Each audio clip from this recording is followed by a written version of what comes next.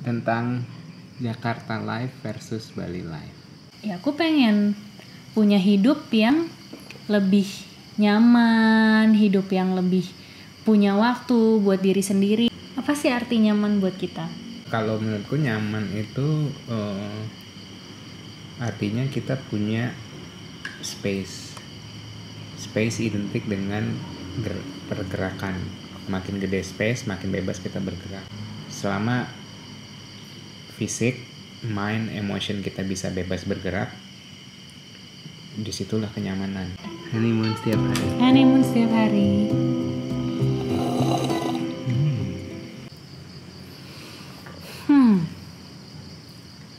Ya banyak sih. Pastinya dari experience kita sendiri ya. Kayak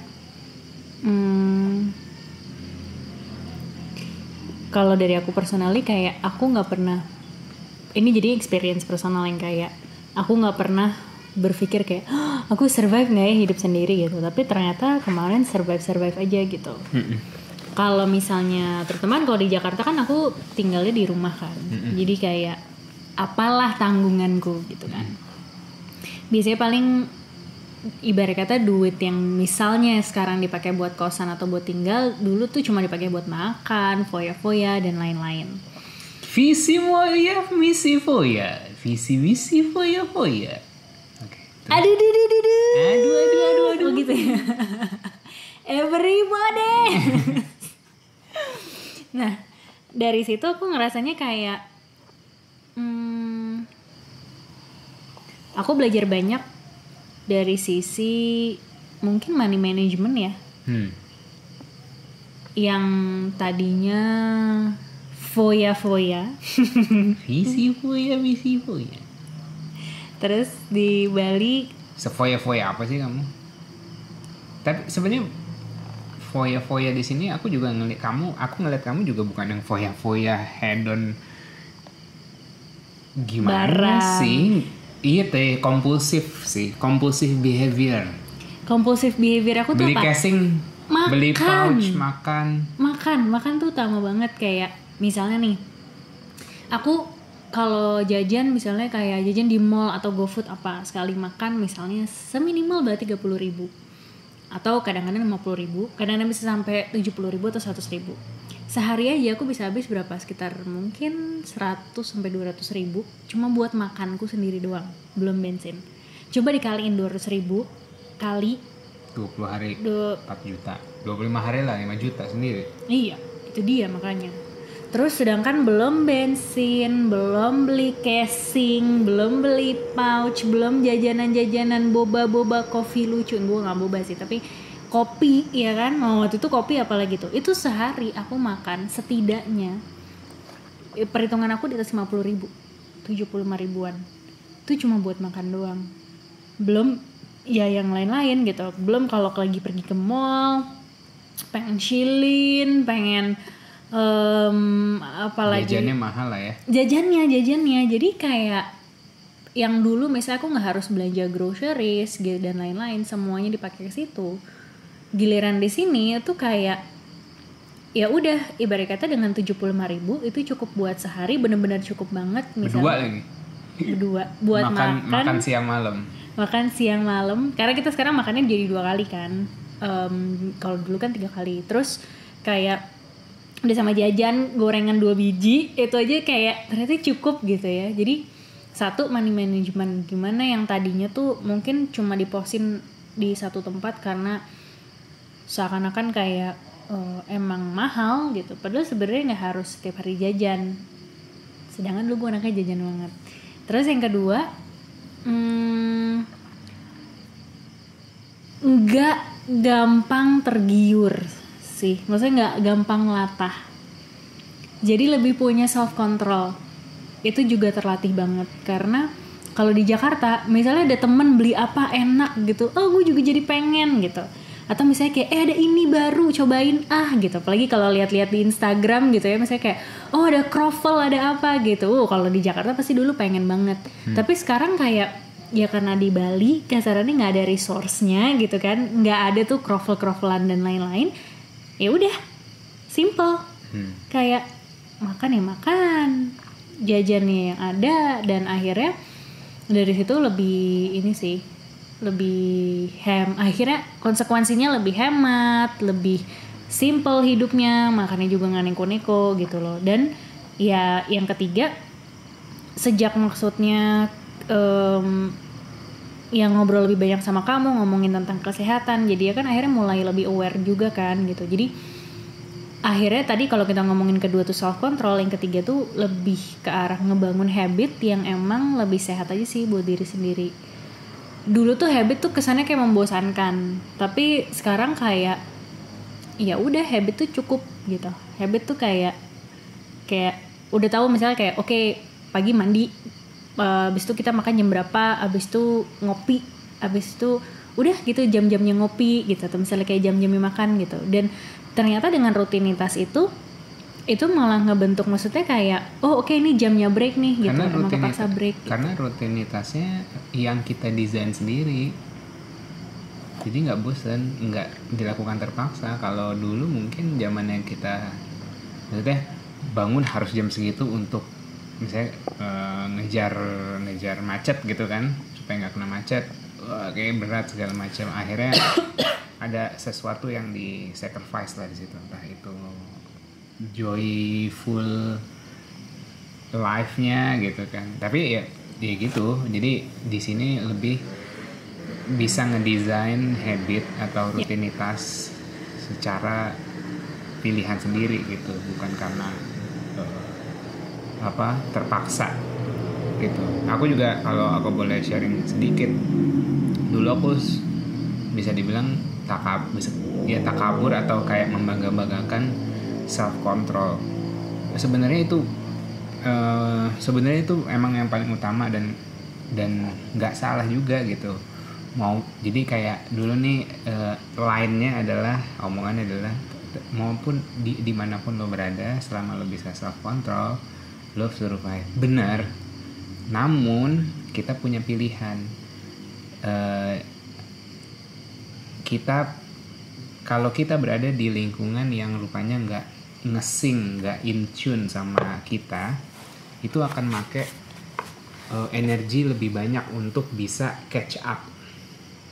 Misalnya gini, ya bisa self control gitu, tapi rupanya macetnya bikin bete. Macetnya ada ya harus punya energi lebih, effort lebih untuk self control. Tapi kita punya pilihan loh untuk pindah ke environment yang suportif, yang lebih ngesing sama kita, yang lebih in tune sama kita gitu. Dan itu akhirnya harmonis gitu. Anggapannya lebih frictionless gitu. Yang sebelumnya kayak gimana gitu, sekarang kayak lebih smooth. Oh iya, ini environment mendukung, guanya juga bisa self control gitu. Dan memang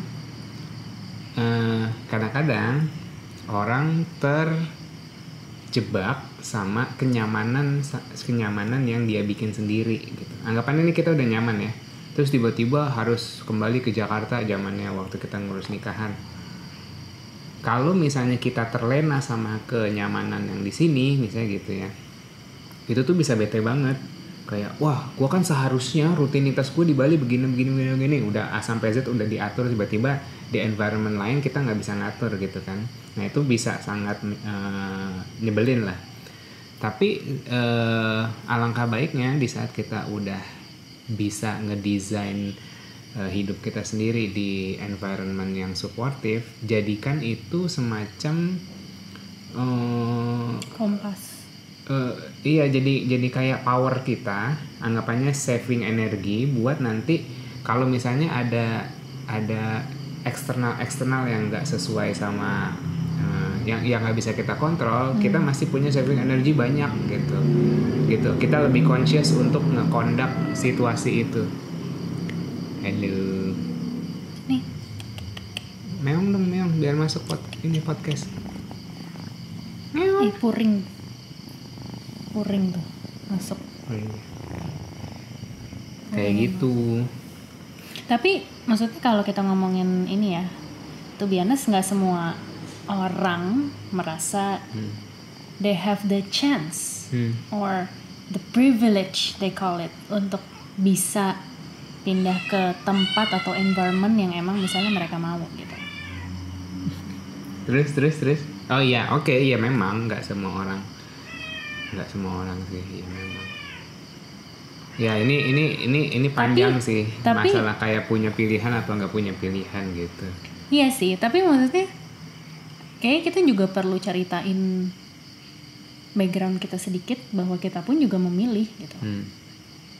Ya aku juga tadi kan kerja kantoran full time kan.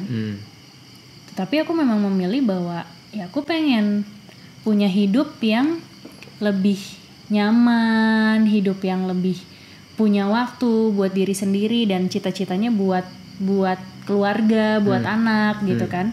Dan aku tahu konsekuensinya adalah ya gue nggak bisa kerja kantoran dulu gitu, atau ya saat itu aku cuma taunya oke, bisnis misalnya. Jadi apa yang aku tahu ya udah aku mulai aja dulu dengan apa yang aku kebetulan bisa punya resource-nya juga, itu adalah ya udah sekolah dulu gitu. Oke, benar nggak semua orang misalnya kayak ya lu enak, misalnya pasti ada aja lah netizen yang misalnya ngomong lu enak, lu masih bisa kuliah lagi, lu punya resources apa segala macam gitu. Tapi juga kamu juga punya background yang beda, tapi kamu juga memilih ini gitu loh. Nggak semua anak privilege mampu menjalani jalan yang kamu tempuh sekarang. Karena? Bukan berarti dia punya gelar S2 X manager international brand misalnya gitu, tiba-tiba keluar dari kantor terus mau coba survive sendiri, hijrah ke Bali misalnya gitu, belum tentu dia bisa survive dengan modal sebanyak itu. Ada malah yang modal pas-pasan malah bisa growing di sini, lebih growing di sini. Ya, jadi kayak itu pilihan. Dan kalau nggak tahu yang ngedengerin kita orang-orang privilege apa nggak sih, tapi kalau bisa kalau menurutku privilege gitu, lo hidup aja sebenarnya udah privilege gitu. Lo nggak cacat aja udah privilege gitu. Lo sehat, lo privilege. Lo sehat itu udah privilege gitu. Kelima indera lo berjalan berfungsi itu udah privilege sebenarnya kayak gitu. Ya memang kita berempati sama orang-orang yang mungkin kayak terlanjur terperangkap sama environment gitu kan, misalnya dikurung orang tua atau dikurung suaminya, nggak boleh apa segala macam. Ya tiap orang pasti punya battle yang berbeda-beda sih gitu. Kalaupun aku nyeritain seakan-akan gue juga punya battle nih, gue bisa keluar menangkan battle gue sebelumnya gitu, semua orang pun belum tentu bisa appreciate cerita aku juga gitu. Walaupun mungkin misalnya aku lebih menderita dari mereka gitu kan, belum tentu mereka appreciate juga gitu. Jadi nggak ada yang lebih menderita, nggak ada yang lebih beruntung sih menurutku gitu. And it's all about choices in the end. Tapi oke, di saat aku pindah ke Bali dan di momen yang nggak terlalu beda jauh, kamu pun juga dapat kesempatan untuk ke Bali juga. Mungkin kita boleh nih sedikit kasih teaser sih menurut aku, kayak sebenarnya waktu itu apa sih pilihan kamu gitu untuk pindah ke Bali? Kalau sebenarnya bukan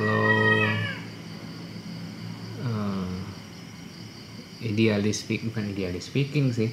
Ini distract nih, anak-anak kucing gemes-gemes banget nih, sumpah dia distract banget.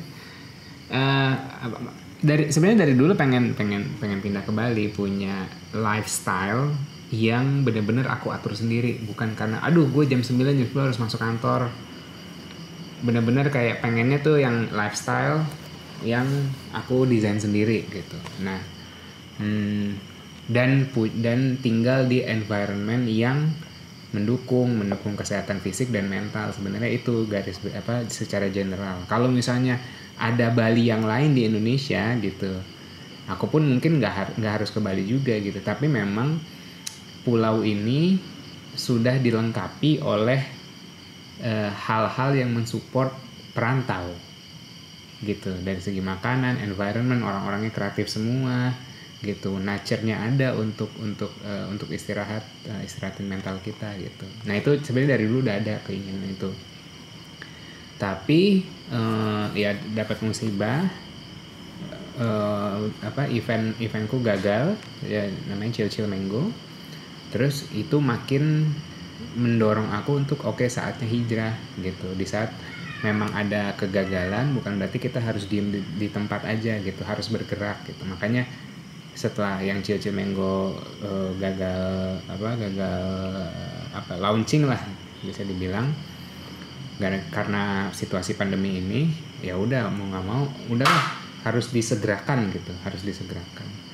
Dan aku juga yakin karena aku udah biasa hidup sendiri dari, bisa dibilang dari kelas 6 SD atau 1 SMP, karena aku udah broken home, aku tinggal di rumah nenek. Dan ya banyaklah background aku yang memang harus survive sendiri. Jadi sebenarnya untuk merantau aku nggak begitu pusing-pusing banget. Aku di saat kita udah punya dalam tanda kutip self mastery, sebenarnya kita punya, secara nggak langsung kita punya confident untuk bisa kemana aja sih sebenarnya. Orang yang misalnya kayak takut bergerak, takut hijrah, takut berubah, takut perubahan, itu sebenarnya dia, ya kalau aku bilang mereka secara nggak langsung mengakui diri mereka sendiri itu nggak adaptif.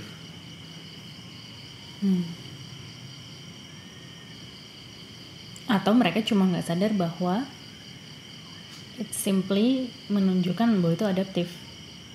Mereka nggak aware aja gitu bahwa kayak mereka pikir cuma nyamannya doang, tapi mereka nggak berpikir hal yang ada di baliknya itu gitu. Nyaman ya sebenarnya nggak ada yang dulu mungkin kalau ngomongin nyaman, aku pasti orang pertama di hidup kamu yang kayak membenci kenyamanan gitu. Tapi ya makin sekarang mungkin makin bijak ya gitu, bahwa ya nggak salah kalau memang bisa nyaman, tapi memang nyaman yang dibuat sendiri, bukan yang bersifat kecelakaan gitu. Gitu. Benernya nyaman yang didesain sendiri, dibikin sendiri. Makin lama makin merosot. Nggak steady ya hidupnya ya. Gitu, itu aku rasa ya you deserve it kalau emang kenyamanan itu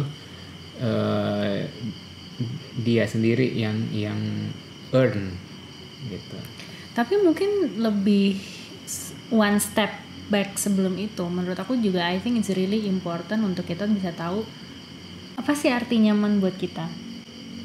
Kadang gitu ada misalnya kayak buat aku misalnya, aku tidak nyaman misalnya physically dengan badanku sendiri atau dengan tubuhku sendiri misalnya kayak gitu.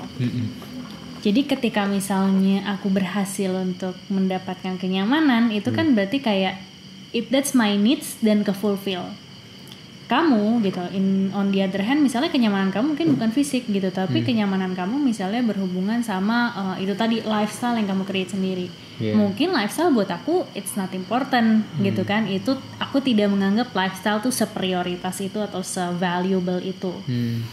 Jadinya kayak I think ya masing-masing gitu, aku, kamu, kita punya definisi kenyamanan kita sendiri yang ini pun lagi kita fine tuning juga gitu kan, untuk terus tahu sebenarnya apa sih yang nyaman buat lo dan nyaman buat gue, dan gimana kita cari jalan tengahnya.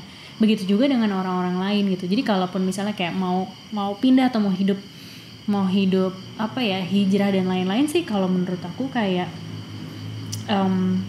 pelajaran yang aku dapat dari experience aku selama mencoba tinggal sendiri dan hijrah itu adalah ya kita yang harus adaptif dan membuat diri kita sendiri nyaman. Artinya tanggung jawab kenyamanan ini tuh ada di diri sendiri gitu. Environment kadang-kadang nggak salah. Environment is just environment gitu kan. Tapi kayak gimana kita bisa memposisikan diri untuk adaptasi sama tempatnya gitu. Dan begitu juga dengan ibarat kata kayak kerjaan gitu. Kerjaanku kan baru banget gitu kan, switching career gitu. Terus tapi gimana gitu aku bisa nyaman dengan ini? Ya udah aku cari misalnya apa yang aku nyaman dan apa yang aku pengen lakuin terus gitu kan. Dan kayak ya pelan-pelan coba stick with it aja gitu. Dan semakin kesini kan akhirnya makin sadar gitu. Makin dijalanin tuh makin kelihatan kayak mana yang nyaman, mana yang gak nyaman. Dan akhirnya kita bisa punya definisi kenyamanan kita sendiri sih menurut aku. Badung banget. Iya iya. Kalau menurutku nyaman itu artinya kita punya space. Space identik dengan pergerakan. Makin gede space, makin bebas kita bergerak. Bukan physical aja, tapi mind, tapi emotion juga bisa bebas. Selama fisik, mind, emotion kita bisa bebas bergerak, disitulah kenyamanan menurut aku gitu. Nah, berarti kan ada dia saudaraan nih sama kebebasan. Nah, kebebasan itu tuh bahasa Indonesia apa ya? Diraih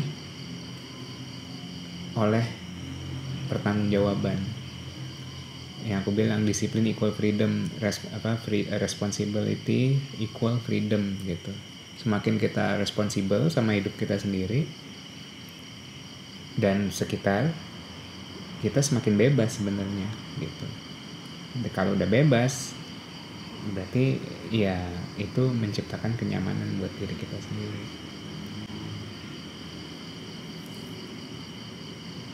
Kimchi.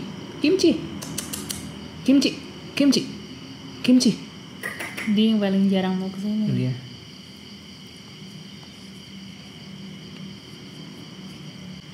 Kalau misalnya dia di dalam rumah, misalnya seorang istri atau seorang anak bontot di dalam keluarga, di dalam sebuah rumah, sebuah keluarga belum nikah misalnya gitu kan. Tapi dia bebas secara physically, secara mind, secara emotion.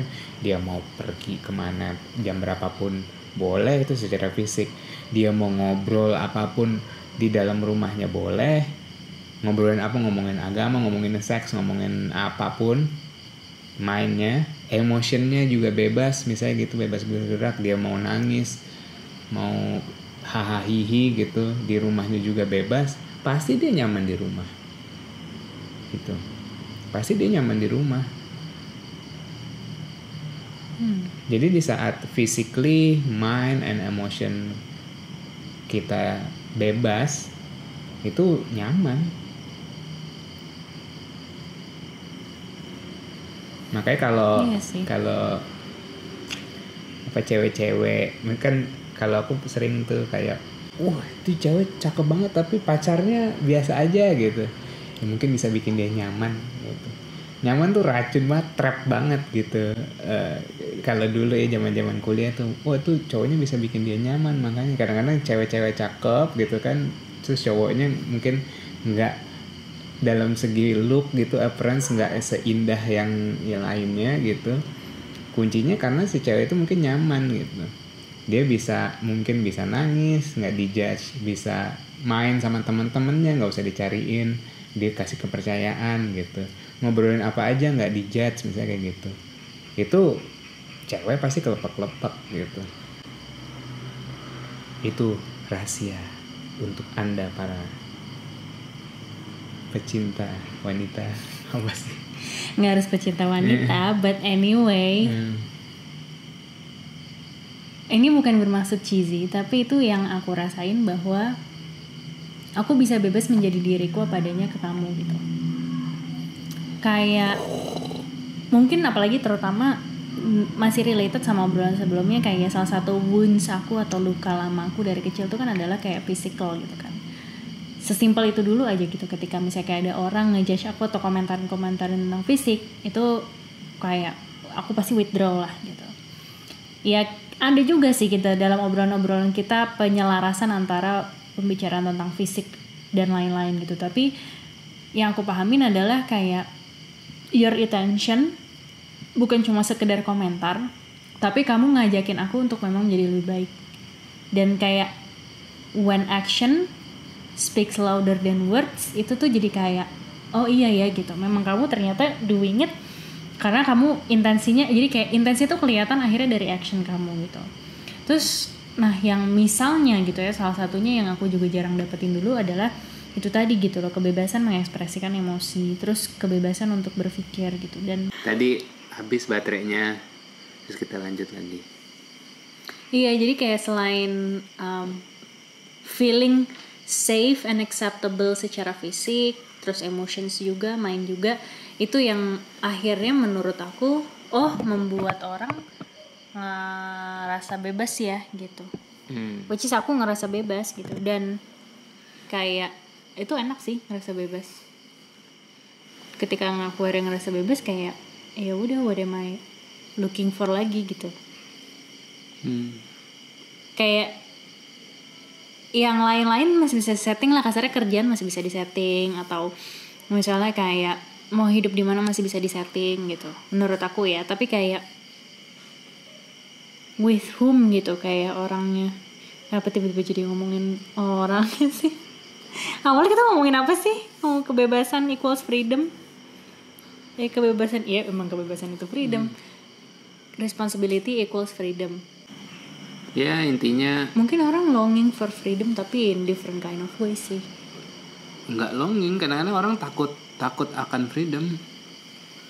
Jadi sukanya diatur aja, sukanya terjerat aja. Jadi ya udah, itu pilihan dia. Ada yang dia belum capable untuk memegang sebuah kebebasan. Kebebasan itu bisa dipegang sebesar apa kebebasan itu dipegang, equal sebesar apa tanggung jawab lo. Lo punya responsibility. Jadi sebenarnya sih kesimpulannya kayak Bali bukan satu-satunya jalan untuk lo bisa nyaman, bebas. Tapi lo punya pilihan untuk mendesain hidup lo sendiri. Ya, kayak gitu. Semoga berkenan sharing-sharing kita malam ini ya. Yes, a moment.